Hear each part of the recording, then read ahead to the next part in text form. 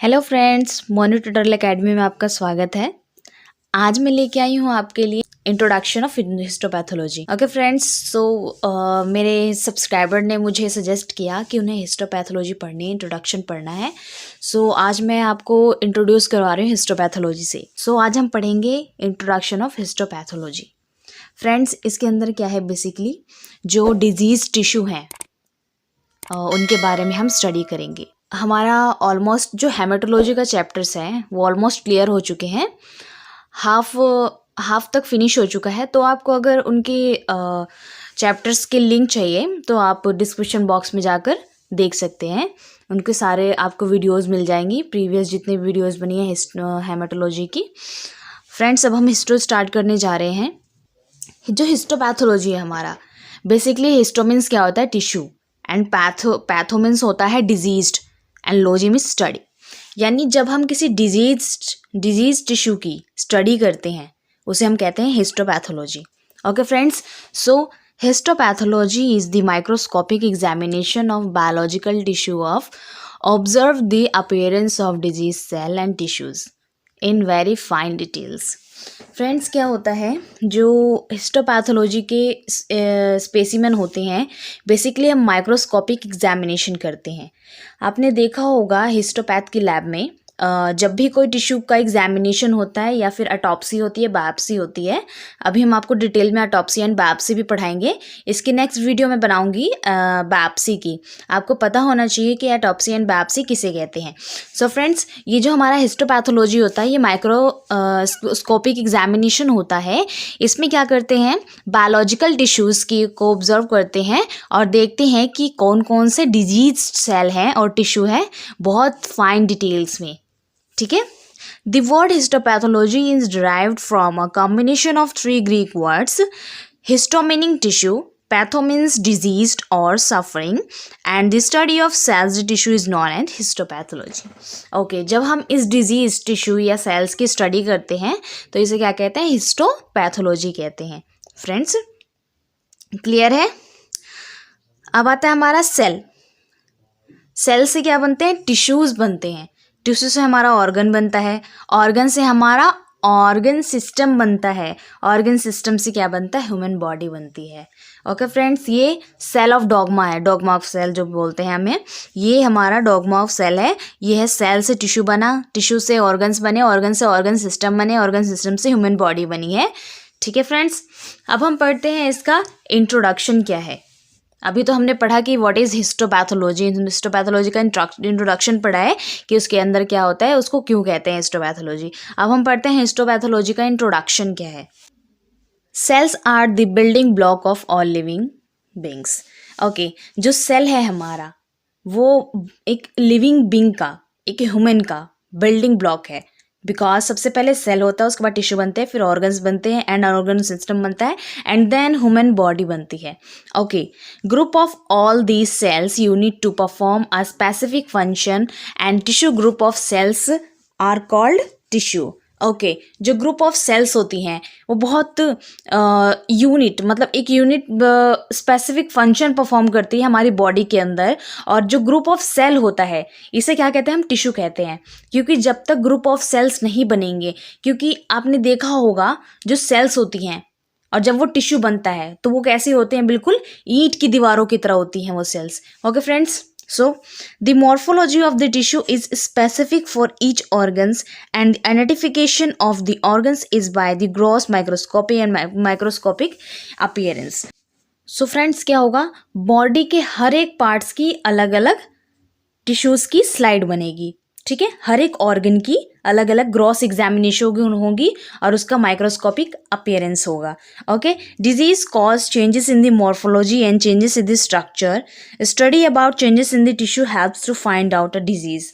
Okay friends, जब कोई disease होता है हमारी बॉडी के अंदर या फिर हमारे ऑर्गन, किसी ऑर्गन में कोई डिजीज हुई तो क्या होता है, उसका स्ट्रक्चर और फंक्शन दोनों चेंज हो जाते हैं।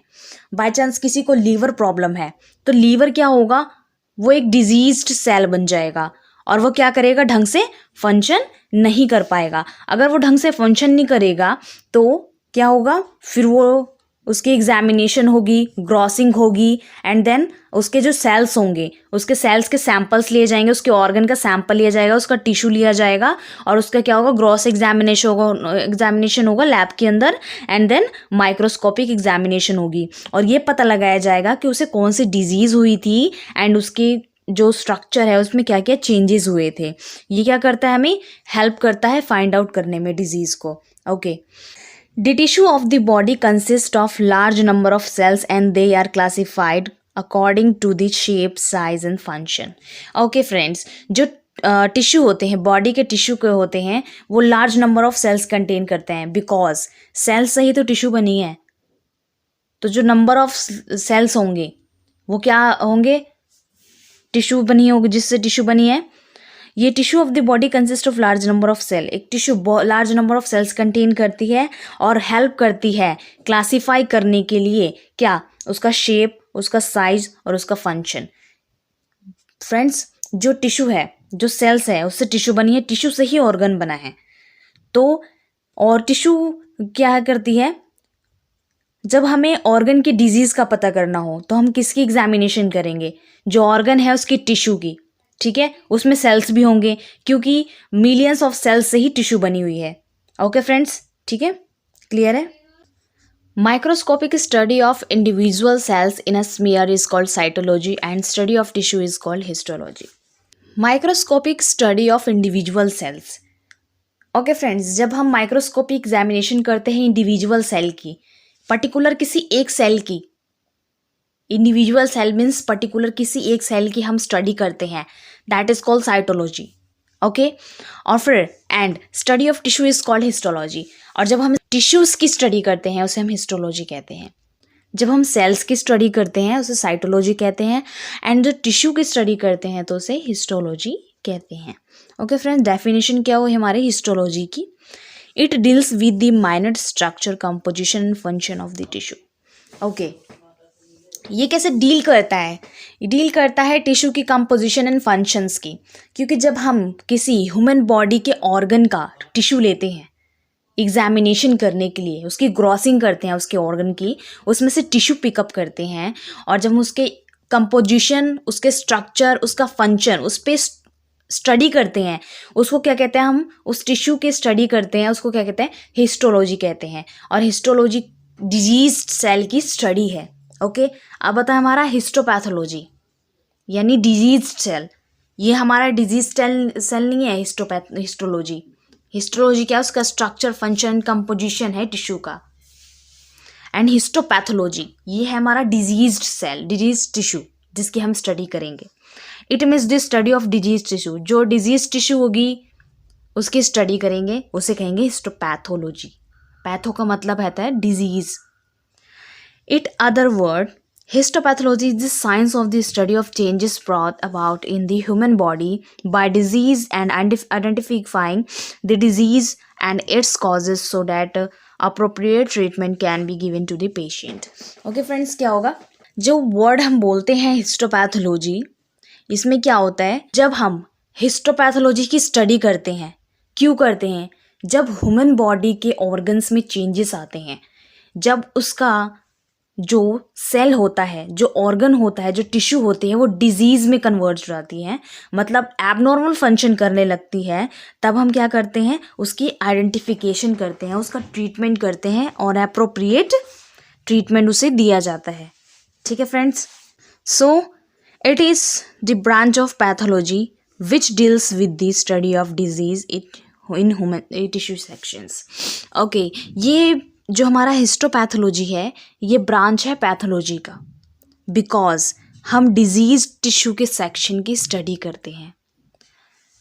जो हमारा ऑर्गन है उससे हम टिश्यू कलेक्ट करते हैं और उस डिजीज टिश्यू की स्टडी करते हैं, दैट इज कॉल्ड पैथोलॉजी। और पैथोलॉजी क्या, हमारा हिस्टोपैथोलॉजी कहलाता है। ओके फ्रेंड्स, अब आता है हमारा एक्सफोलिएटिव साइटोलॉजी। अभी हमने हिस्टोपैथोलॉजी पढ़ी, अब हम पढ़ रहे हैं cytology. It is the study of the normal and abnormal cells shaped into various body activities and also aspirated to take the various organ in the body. Okay friends, जब हम नॉर्मल और abnormal cells की study करते हैं, that is called cytology.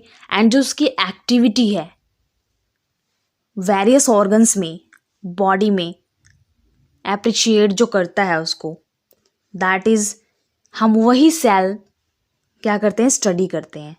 Because cytology क्या है, जो disease cell है जिसका इंडिविजुअल स्मेयर हम बनाते हैं सेल्स का, that is called cytology, cells की स्टडी।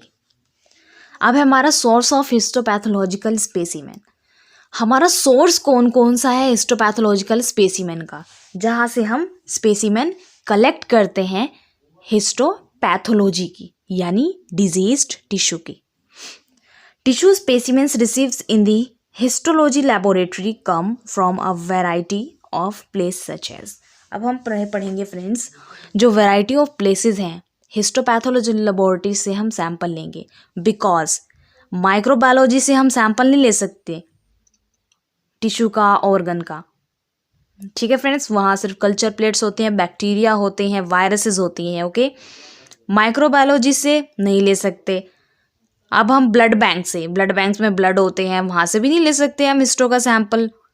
वहाँ ग्रोसिंग थोड़े ना होती है, वहाँ टिश्यू प्रोसेसिंग नहीं होती। अब बचा हमारा हेमेटोलॉजी। हेमेटोलॉजी में थोड़ा लेंगे, वहाँ ESR होगा, CBC होगी, बाकी बायोकेमिस्ट्री से भी नहीं ले सकते, वहाँ बायोकेमिस्ट्री के हॉर्मोन्स वगैरह होंगे, वहाँ वो प्रोसेसिंग होगी।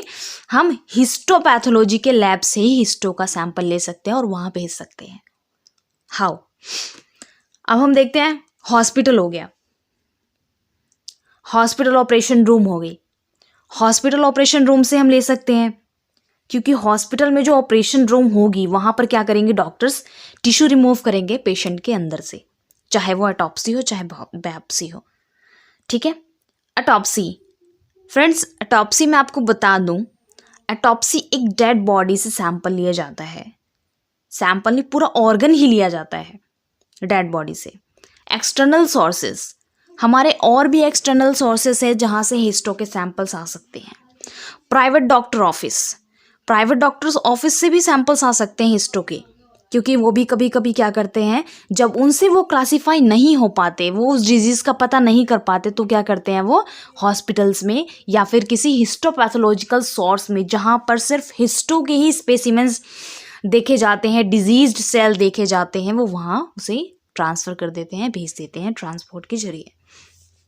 ओके फ्रेंड्स, ये था हमारा इंट्रोडक्शन ऑफ हिस्टोपैथोलॉजी। ये हमारा काफ़ी शॉर्ट वीडियो था, क्योंकि histopathology is a very easy, okay. अगर आप इसे ध्यान से पढ़ेंगे तो ये बहुत इजी है। मैं नेक्स्ट वीडियो में आपको बताऊंगी बायोप्सी। ओके फ्रेंड्स, हिस्टो का जो ये हमारा इंट्रोडक्शन पार्ट था ये फिनिश हो चुका है। अब इसकी नेक्स्ट वीडियो आएगी बायोप्सी की। सो फ्रेंड्स, अगर वीडियो आपकी अच्छी लगी हो तो प्लीज़ इसे लाइक शेयर सब्सक्राइब ज़रूर कीजिएगा, और ज़्यादा से ज़्यादा वीडियो को शेयर कीजिए और सब्सक्राइब करना मत भूलिए, क्योंकि नई वीडियो की अपडेशन आपको सब्सक्राइब करने के बाद ही मिलेगी। ओके फ्रेंड्स, अगर हेमेटोलॉजी के चैप्टर्स आपको पढ़ने हैं तो ऑलमोस्ट मैंने आधे कवर कर दिए हैं। आप वीडियोस देख सकते हैं, बहुत सारी वीडियोस डल चुकी हैं इसमें और आप देख सकते हैं। और फ्रेंड्स, वीडियो को ज़्यादा से ज़्यादा लाइक कीजिए, शेयर कीजिए, सब्सक्राइब कीजिए। Okay friends.